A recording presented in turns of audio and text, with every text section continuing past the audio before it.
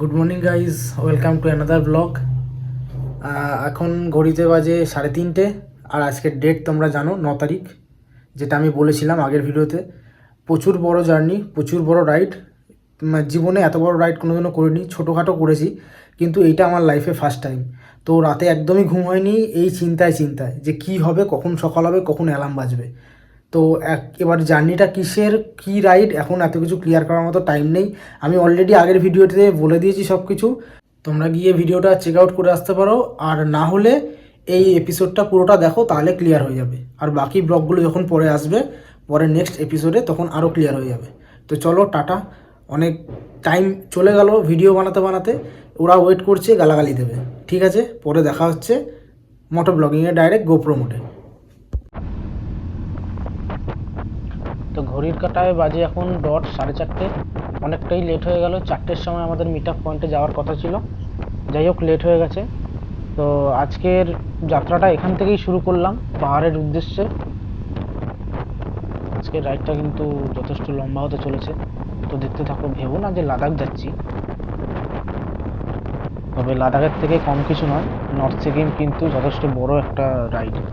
আর এই গ্রুপে আমরা টোটাল 10 জন আছি। 10 জন, কেউ কোনো প্লেয়ার নিয়ে যাচ্ছে না, সবাই সিঙ্গেল, 10টা বাইক। এটা হচ্ছে আমাদের নতুন কল্যাণী বিরোহী টোল প্লাজা।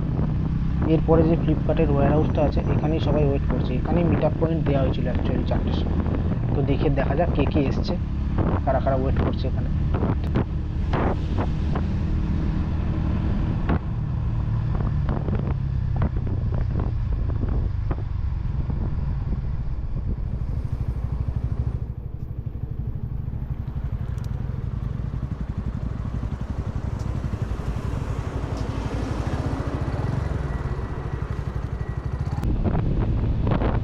তো শুরু করলাম আজকে। এখন ঘড়িতে বাজে প্রায় 6টা। ওয়েট করতে করতে অ্যাকচুয়ালি আমি ভেবেছিলাম যে আমি হয়তো লেট, কিন্তু না, দেখছি আরও 3জনও লেট আছে। ওদের জন্য ওয়েট করতে হলো, সেই জন্য এত লেট করে স্টার্ট করা হলো জার্নিটা। তো দেখতে থাকো পুরো ভিডিওটা লাস্ট অবধি, আর এখানে তোমরা রোডের আপডেটটাও পেয়ে যাবে। অ্যাকচুয়ালি রাতে বা ভোর রাতে যদি রাইডটা স্টার্ট করা যেত, তাহলে আমরা শিলিগুড়ি অনেক বেলায় বেলায় পৌঁছে যেতাম।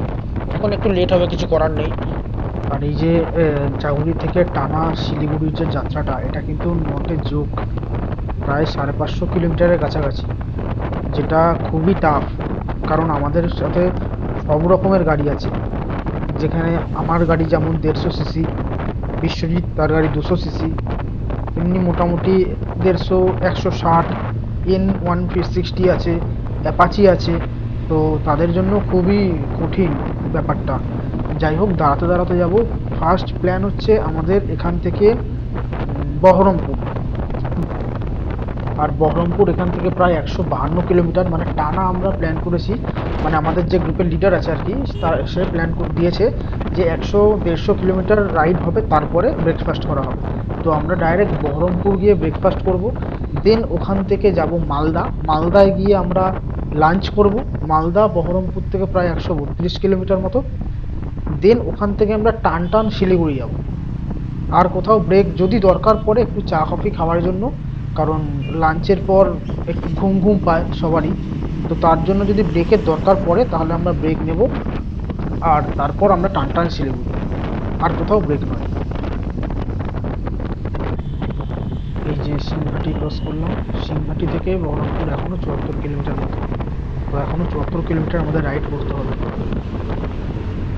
আর এখানেই রাস্তায় পাশে লাল মাটি, মানে রাস্তায় কাজ হচ্ছে সম্ভবত।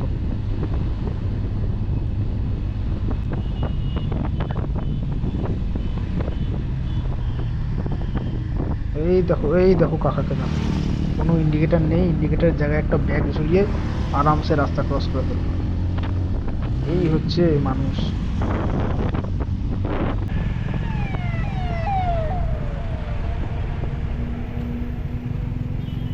কিন্তু এখানে এত ভিড় কেন? পুলিশের ভ্যান? ও আচ্ছা আচ্ছা, সবজির গাড়ি উল্টে আছে। বাহ, সত্যি এত চওড়া রাস্তা, তাও যদি গাড়ি সাইডে পড়ে যায়, তাহলে ড্রাইভার মনে হয় মাল খেয়েই চালাচ্ছিল।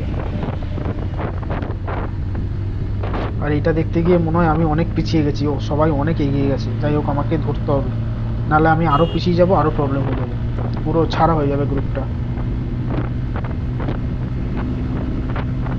অ্যাকচুয়ালি বহরমপুরে আমরা দাঁড়িয়ে ব্রেকফাস্টটা সেরে নিয়েছিলাম, এটা ভিডিওতে আনলাম না, ভিডিও অনেক লং হয়ে যাবে তাহলে।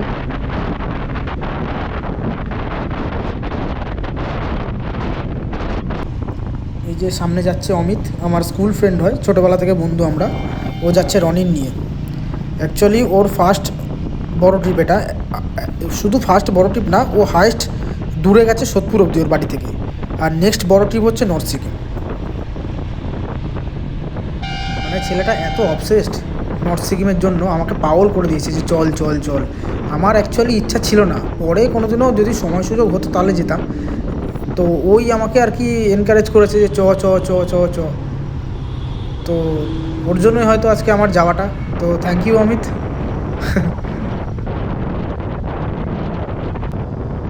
কি সুন্দর না দৃশ্যটা, চারিদিকে সবুজ আর সবুজ, মাঝখান দিয়ে রাস্তা। ওই যে অমিত আর একবার আমাকে ক্রস করে বেরিয়ে যাচ্ছে। অ্যাকচুয়ালি আমরা যে 3 বন্ধু যাচ্ছি তাদের মধ্যে সব থেকে কম পাওয়ারের গাড়ি হচ্ছে আমার। অমিত যাচ্ছে টিভিএস রনির নিয়ে, যার ইঞ্জিন 220 সিসি, আমার থেকে যথেষ্ট ভালো পাওয়ার। আর আরেকজন যে আছে বিশ্বজিৎ, ও যাচ্ছে NS 200 নিয়ে। এই যে বলতে বলতে আমার পাশে চলে এসছে, দেখো কেমন করে তাকাচ্ছে, দেখো চোরের মতো। ওর গাড়িতেও যথেষ্ট ভালো পাওয়ার আছে, সব থেকে লো সিসির গাড়ি হচ্ছে আমার। তো চাপ নেই, এই গাড়ি নিয়েই এই ট্রিপটা পুরো কমপ্লিট করবো, সেটাই টার্গেট নিয়েছি।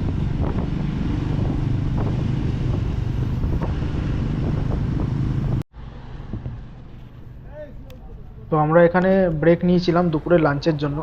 এখান থেকে লাঞ্চ করে এখন আমরা টান শিলিগুড়ির দিকে রওনা দেবো, আর কোথাও ব্রেক নেবো না, কারণ অনেকটা বিকাল হয়ে এসছে, এরপরে অন্ধকার হয়ে গেলে প্রবলেম হবে গাড়ি চালাতে। তো যতটা তাড়াতাড়ি সম্ভব শিলিগুড়ি আমাদের ঢুকতেই হবে, সেই টার্গেট নিয়ে এখন গাড়ি চালানো।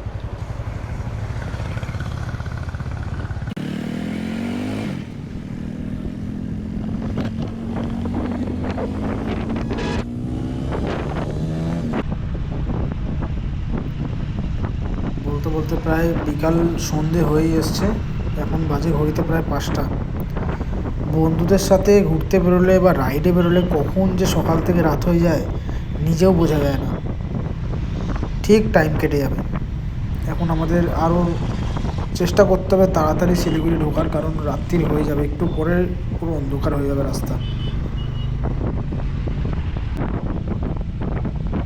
আর শিলিগুড়ি এখান থেকে প্রায় 7-8 কিলোমিটার মতো রাস্তা, মানে আমাদের হোটেলটা যেখানে বুকিং করা হয়েছে তার দূরত্ব প্রায় 7-8 কিলোমিটার মতো।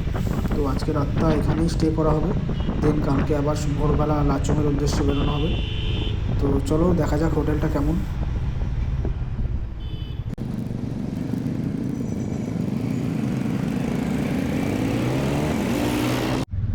তো ফাইনালি আমরা শিলিগুড়ি হোটেল অবধি পৌঁছালাম অনেক কাঠখড় পোড়ানোর পর। এখন ঘড়িতে বাজে সন্ধ্যে 7টা। মোটামুটি সবাই টায়ার্ড, অনেক বড় রাইড হয়েছে, টানা 550 কিলোমিটার, মুখের কথা না। তো এখন সবাই রেস্ট করবে, রেস্ট করে কালকে আবার লাচুংয়ের উদ্দেশ্যে বেরোবে। তো এখন মোটামুটি গাড়িটা হোটেলে পার্কিংয়ে পার্ক করা যাক।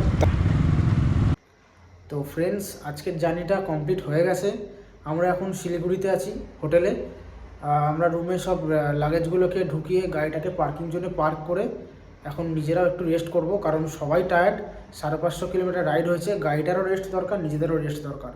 আর তার থেকেও বড় কথা, কালকের যে রাইডটা আছে ওটা কিন্তু ভয়ানক, কারণ রাস্তা এরকম সিম্পল হবে না, আমাদের লোকাল রোডের মতো পাহাড়ি রাস্তা, তো বুঝতেই পারছো। তো তোমরা যদি চ্যানেলে নতুন হয়ে থাকো চ্যানেলটা সাবস্ক্রাইব করে দিও, আর একটা লাইক করে দিও যদি ভিডিওটা ভালো লেগে থাকে। তো চলো টাটা, দেখা হচ্ছে নেক্সট ব্লগে, নেক্সট সিরিজে।